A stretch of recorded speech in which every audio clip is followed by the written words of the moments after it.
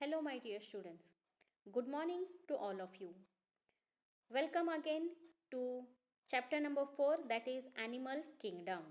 And now we are studying the interesting phylum, that is phylum Chordata. So, already you have studied the classification of the phylum Chordata. Yes, tell me.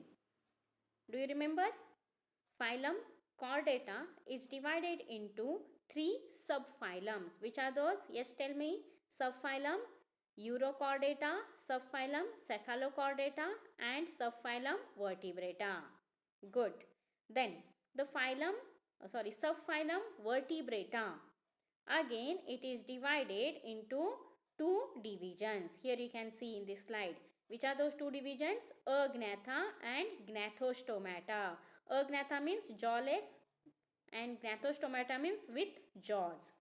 Then Agnatha is divided again into one class. Which is that class? Class Cyclostomata.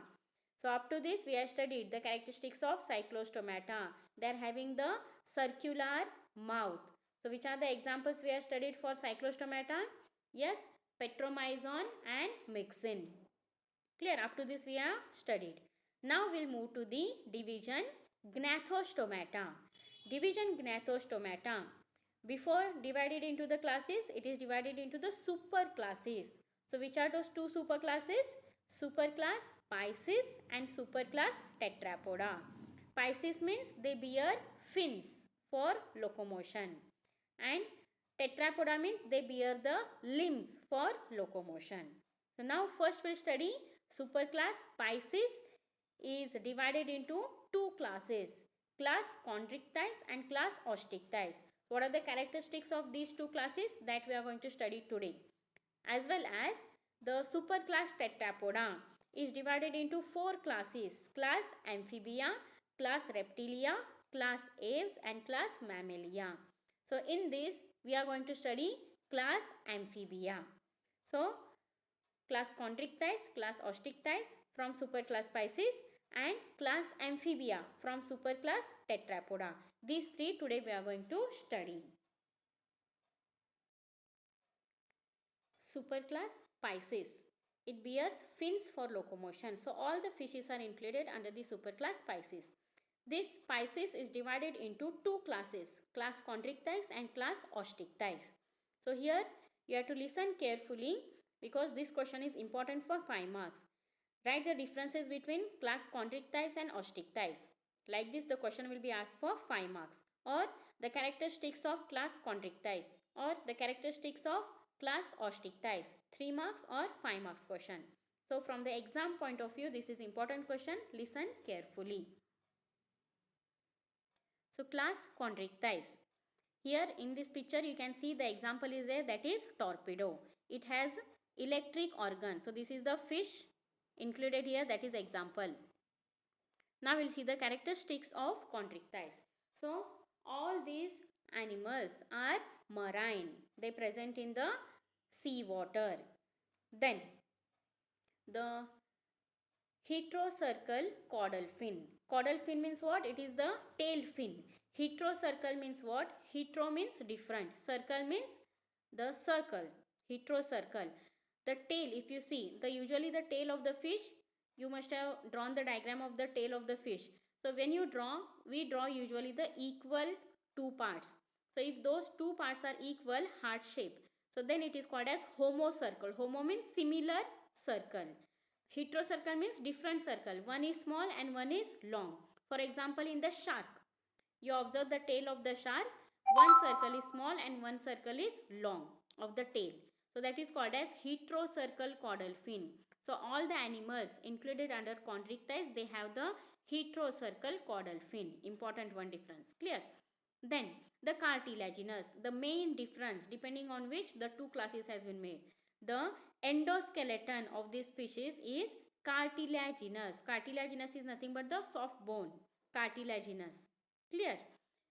Whereas in the next class, it is made up of the bony endoskeleton. So it is called as Osteichthyes. Chondrichthyes means cartilaginous endoskeleton.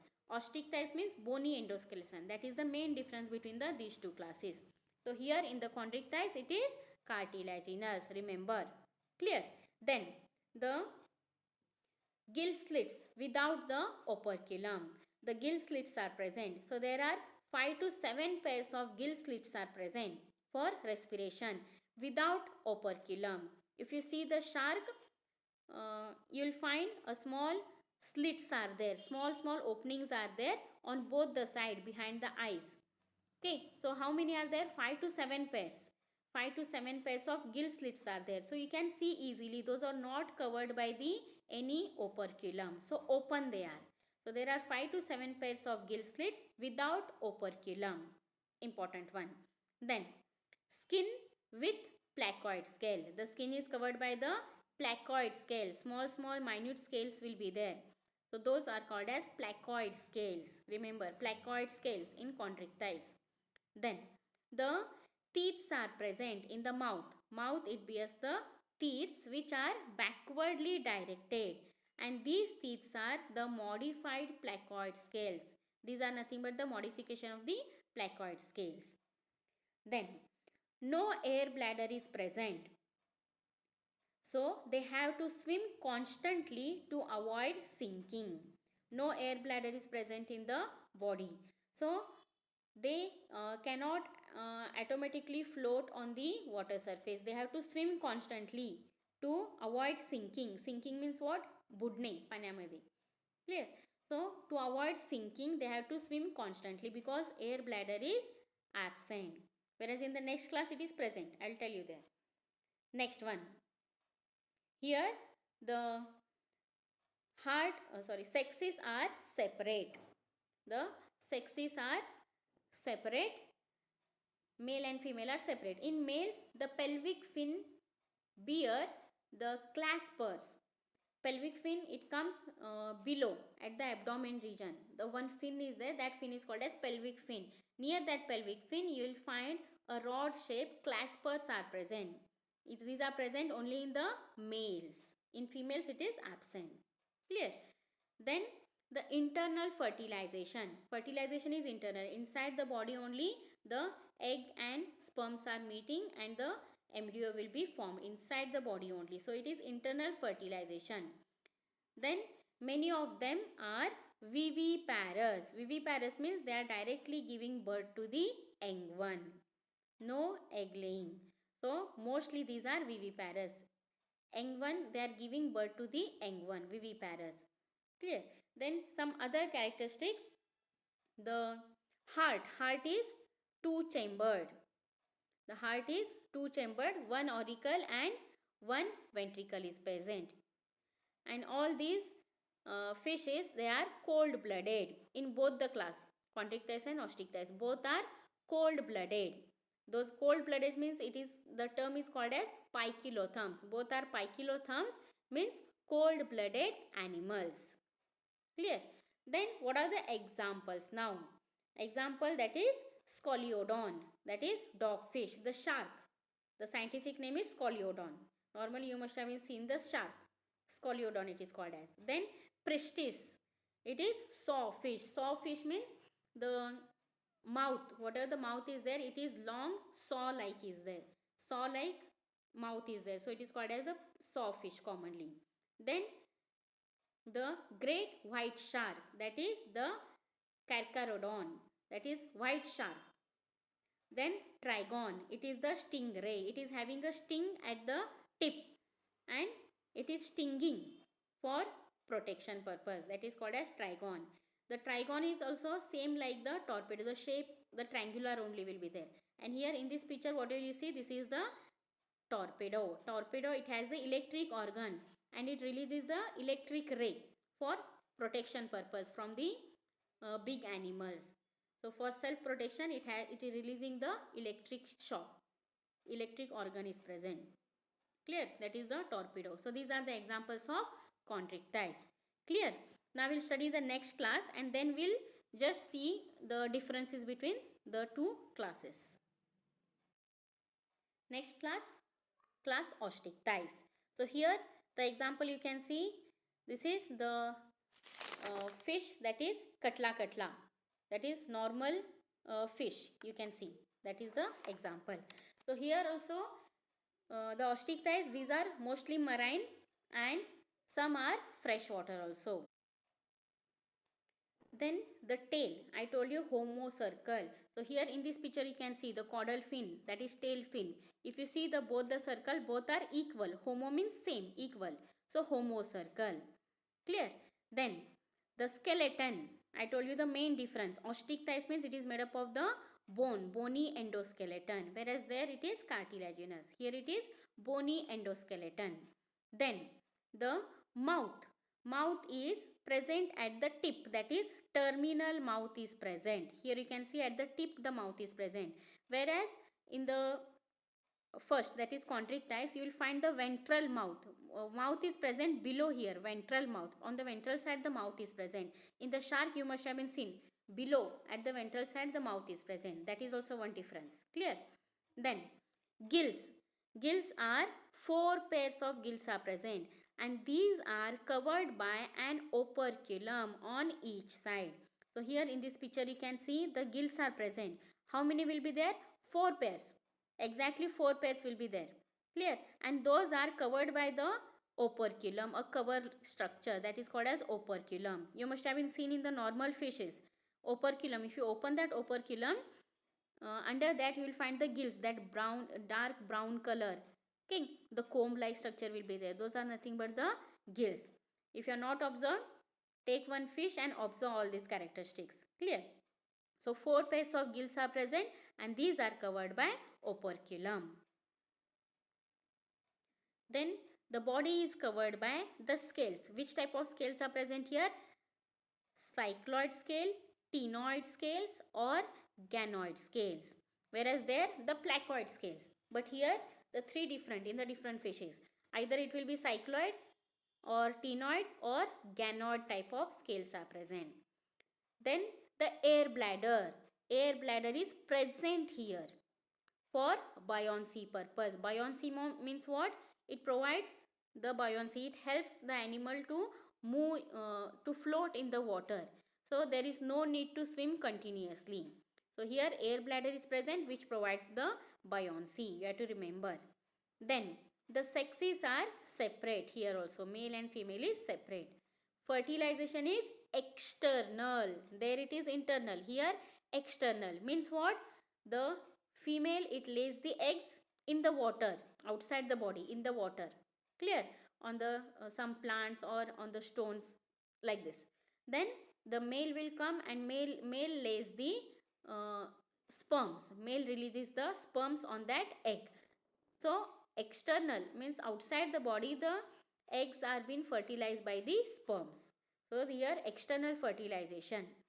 Then these are mostly oviparous. As I told, eggs are laid. So oviparous, egg laying animals. Then development is direct. Direct means what? From that egg directly the young one is coming out. No larval stage is there.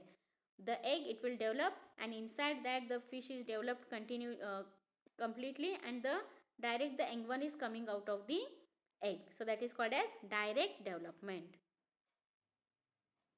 The examples of the osteichthyes. So as I told, these are present in seawater also, that is marine, as well as freshwater also.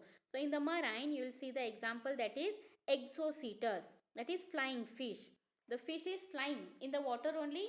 It is jumping up to a certain height and again going into the water. So that is called as flying fish. It is having the very well developed fins are there, which helps in the flying. So Exocetus or flying fish. Then hippocampus or seahorse. You must have been seen this in the discoveries and all. The seahorse, horse like fish will be there, which is moving vertically. Seahorse. Clear? Then sardine, mackerel, these are the normal fishes which we eat. Mackerel means bangda. Sardine. Then tuna, remora. Remora means this is the sucker fish. Clear? Then the cybium. All these are the marine fishes. Whereas freshwater, Labiorhohita, commonly called as rohu. The diagram which was there in the characteristics, that diagram is of labio. Then katla, clarius means it is the catfish. Okay. Then tilapia, anabas, it is a climbing perch. So these are freshwater. Then aquarium also. Whatever the fishes we are taking in the aquarium, all these are the osteichthyes. For example, betta, fighting fish. You must have been seen. If you have the aquarium, fighting fish, you will be seeing. So that is osteichthyes. Then petrophyllum or the angel fish. The silver and black color strips will be there, angel fish. So that comes under the osteichthyes. So if you have the aquarium, you can observe these characteristics in them. Clear? Now we'll just have a look on the differences between the chondrichthyes and osteichthyes. So chondrichthyes are marine, osteichthyes are both freshwater as well as marine. Then in the chondrichthyes, endoskeleton is cartilaginous. In the osteichthyes, endoskeleton is bony. In the chondrichthyes, the skin is covered by placoid scales, whereas in the osteichthyes, the skin is covered by cycloid or ctenoid or ganoid type of scales. Clear? In the chondrichthyes, 5 to 7 pairs of gill slits are present, that too without operculum. Here, 4 pairs of gill slits are present, which are covered by operculum. Clear? Then, in the chondrichthyes, mouth is located ventrally. In osteichthyes, mouth is mostly terminal. Then, in the chondrichthyes, caudal fin is heterocircle. In osteichthyes, caudal fin is homocircle. In chondrichthyes, air bladder is absent, so they have to swim constantly to avoid sinking. Whereas here, air bladder is present, which regulates the buoyancy. In both, the heart is two-chambered, that is one auricle, one ventricle. Okay.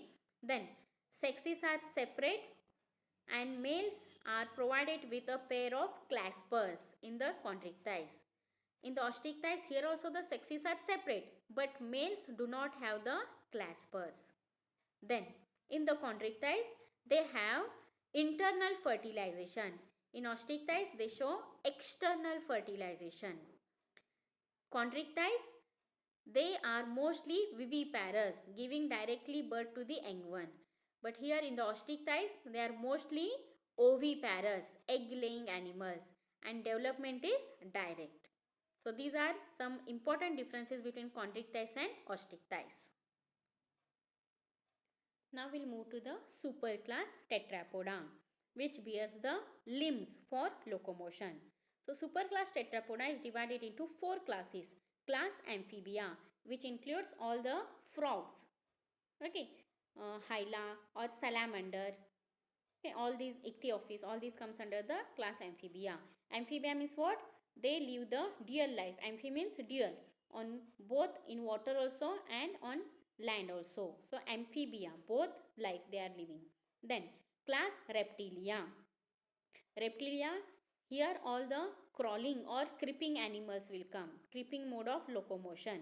So here you will see the example, that is the chameleon is there, that is tree lizard, calotis, garden lizard, crocodile, then hemidactylus, wall lizard, then all types of snakes are there. All this comes under the reptilia. Reptilia means what? Sarpatnari prani. Clear? Then third one, class aves. Aves means all birds are included here. So here the example you can see, that is the penguin is there. So penguin is bird. Then all other birds, that is crow, pigeon, peacock. Okay, all these comes under the class aves. And fourth class, that is the mammalia. Mammalia means here mammalia, example you can see the kangaroo is there, that is mammalia. So here the mammary gland is present, so it is called as class mammalia. The other examples, elephant is there, tiger is there, lion is there, dolphin, then blue whale is there, then monkey, rat, dog, cat, human beings, horse, all this comes under the class mammalia. So one by one we are going to study, and each class is important for 5 marks. Any one characteristics will be asked. Write the important characteristic features of class Amphibia, 5 marks. Class Reptilia, 5 marks. Aves, 5 marks. Mammalia, 5 marks. Any one will be asked for 5 marks. We'll move to the class Amphibia now.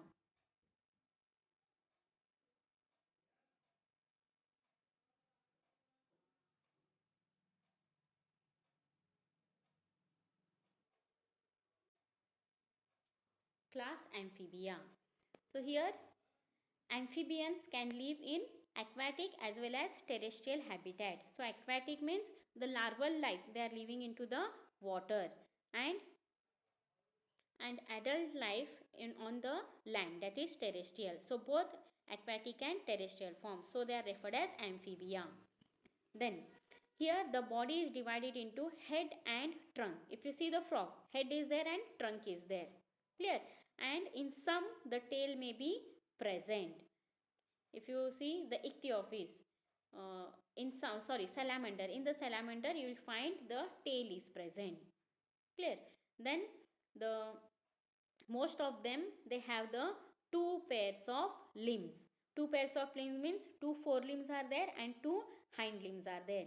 Front one pair and back one pair. So two pairs of limbs are there, and all the limbs are pentadactyl. Pentadactyl means what? Five finger like structure. Ducts means finger like. So five finger like structures are there for all the four limbs, clear. Then the moist skin without scale, most of them have the skin is moist and scales are absent. Then a tympanum represents the ear. Here a tympanum is present. Behind the eyes you will find a round circular structure that is called as the tympanum, and that functions as the ear, that is called as tympanum.